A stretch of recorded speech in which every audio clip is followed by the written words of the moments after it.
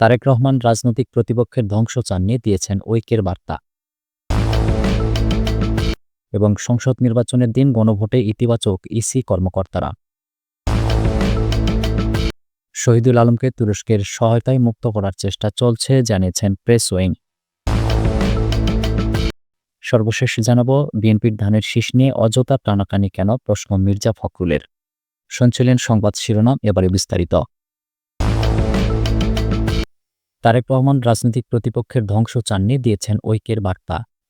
বিভিন্ন গণমাধ্যমে বিএনপির ভারপ্রাপ্ত চেয়ারম্যান তারেক রহমানের সাক্ষাৎকার নিয়ে বেশ আলোচনা হচ্ছে। এ বিষয়ে দলটির সিনিয়র যুগ্ম মহাসচিব রুহুল কবির রিজভী তারেক রহমানের সাম্প্রতিক আন্তর্জাতিক গণমাধ্যমে দেওয়া বক্তব্য নিয়েও কথা বলেছেন।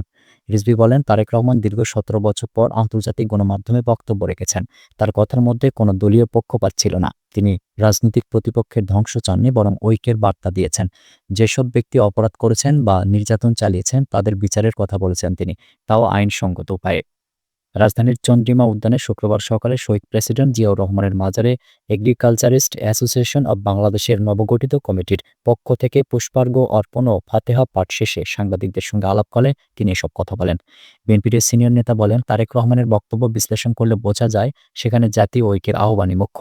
দেশের সিভিল সোসাইটি ও সাধারণ মানুষের মধ্যে তার এই বক্তব্য ব্যাপক গ্রহণযোগ্যতা পেয়েছে।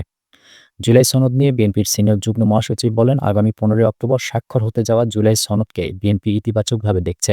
তিনি আশাবাদ ব্যক্ত করে বলেন, রাজনৈতিক দলগুলোর আলোচনার মাধ্যমে নির্ধারিত সময়ের আগেই সেই সনদের বিষয়ে একটি সিদ্ধান্তে পৌঁছানো সম্ভব হবে। সংসদ নির্বাচনের দিন গণভোটে ইতিবাচক ইসি কর্মকর্তারা। জুলাই সনদ বাস্তবায়নে গণভোট আয়োজনে রাজনৈতিক দলগুলোর ঐকমত্য হয়েছে। তবে এই গণভোট জাতীয় সংসদ নির্বাচনের সঙ্গে নাকি আগে পরে হবে তা নিয়ে এখনও চূড়ান্ত সিদ্ধান্ত হয়নি। অন্যদিকে গণভোট আয়োজনে নির্বাচন কমিশনের প্রস্তুতির বিষয় নিয়েও প্রশ্ন উঠেছে। ইসি কর্মকর্তারা বলছেন, তারা আগে থেকেই ফেব্রুয়ারিতে ত্রয়োদশ জাতীয় সংসদ নির্বাচন আয়োজনের জন্য সব ধরনের প্রস্তুতি এগিয়ে নিচ্ছেন। এই অবস্থায় সরকার যদি গণভোটের সিদ্ধান্ত নেয়, নতুন করে সেটি আয়োজনের প্রস্তুতিও শুরু করতে হবে তাদের। তবে এটিতে খুব বেশি সমস্যা হবে না।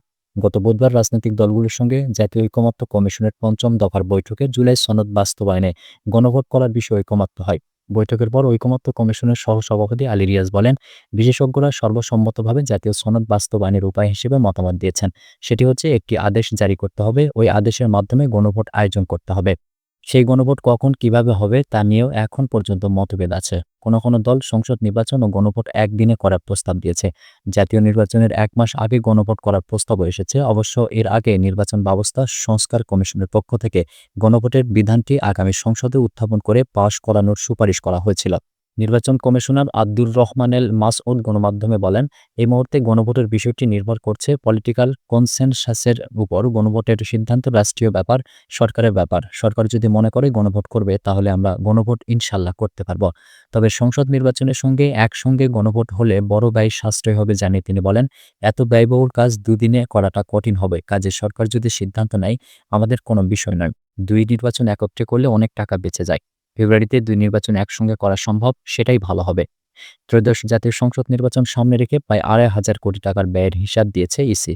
১২,৬৩,০০,০০০ বেশি ভোটারের সংসদ নির্বাচনে থাকবে ৪০,০০০-এর বেশি ভোট কেন্দ্র। সেখানে ভোটকক্ষ থাকবে ২.৫ লক্ষাধিক। প্রথমবারের মতো প্রবাসী বাংলাদেশিদের ভোট নেওয়ার আয়োজন হচ্ছে আইটি সাপোর্টেড পোস্টাল ব্যালটের মাধ্যমে।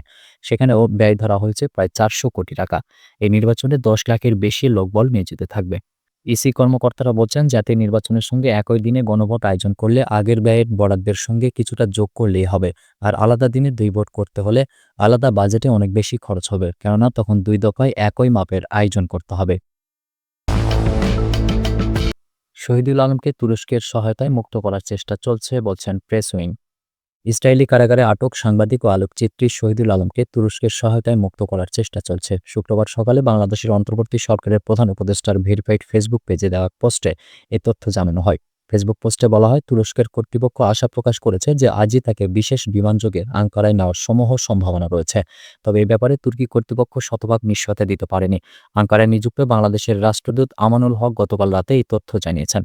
প্রেস উইং জানিয়েছে, শহীদুল আলমকে ইসরায়েলি কর্তৃপক্ষ অবৈধভাবে আটক করার পর জর্ডান, মিশর ও তুরস্কে অবস্থিত বাংলাদেশ দূতাবাস সমূহকে ওইসব দেশের পররাষ্ট্র দপ্তরের সঙ্গে যোগাযোগ করে তাকে মুক্ত করার দ্রুত উদ্যোগ নিতে বলা হয়।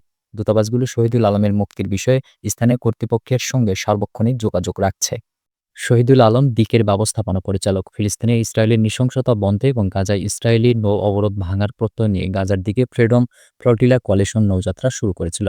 ইসরায়েলি আগ্রাসন বন্ধের দাবিতে আত্মপ্রকাশ করা আরেক উদ্যোগ থাউজেন্ড ম্যাডলেন্স টু গাজার ৮টি নৌযানও এই যাত্রায় অংশ নিয়েছিল। মোট ৯টি নৌযানের এ বহরে বিভিন্ন দেশের রাজনীতিবিদ, সাংবাদিক, চিকিৎসক ও অধিকার কর্মীরা যোগ দিয়েছিলেন। সেই দলে ছিলেন আলোকচিত্রী শহীদুল আলম। গত বুধবার এই নৌবহরে আক্রমণ করে সব অধিকার কর্মী ও নাবিককে ধরে নিয়ে যায় ইসরায়েলি সেনারা। বিএনপির ধানের শীষ নিয়ে অযথা টানাটানি কেন, প্রশ্ন মির্জা ফখরুলের। বিএনপির নির্বাচনের প্রতীক ধানের শীষ নিয়ে অযথা কেন টানাটানি, প্রশ্ন করেছেন বিএনপির মহাসচিব মির্জা ফখরুল ইসলাম আলমগীর। কারো নাম উল্লেখ না করে তিনি বলেন, ভাই আমরা তো তোমাদের মার্কাতে বাধা দেইনি, তোমাদেরকে তোমাদের মার্কা দেবে নির্বাচন কমিশন, সেটা নির্বাচন কমিশন সিদ্ধান্ত নেবে। ১৯৯০-এর স্বৈরাচার বিরোধী গণ অভ্যুত্থানের শহীদ নাজিরুদ্দিন জিহাদের ৩৫তম শাহাদাত বার্ষিকী উপলক্ষে স্মরণ সভায় প্রধান অতিথির বক্তব্যে একথা বলেন মির্জা ফখরুল।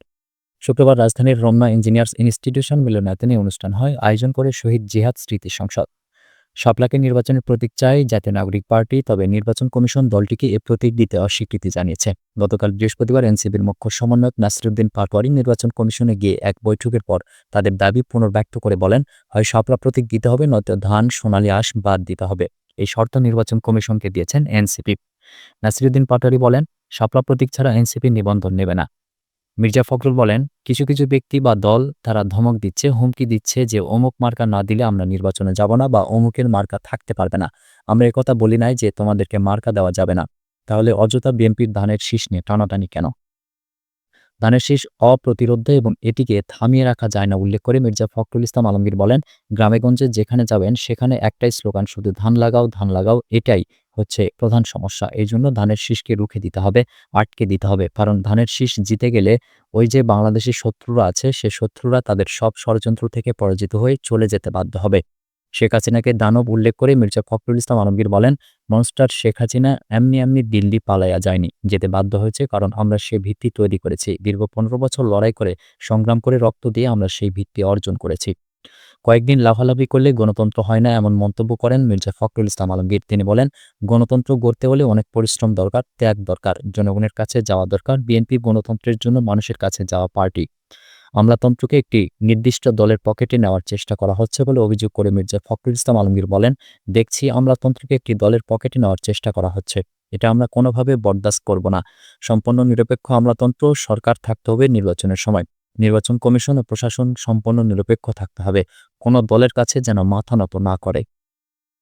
সুপ্রিয় দর্শক, এই ছিল এখনকার মতো সর্বশেষ সংবাদ। পরবর্তী সংবাদ দেখার আমন্ত্রণ রইল।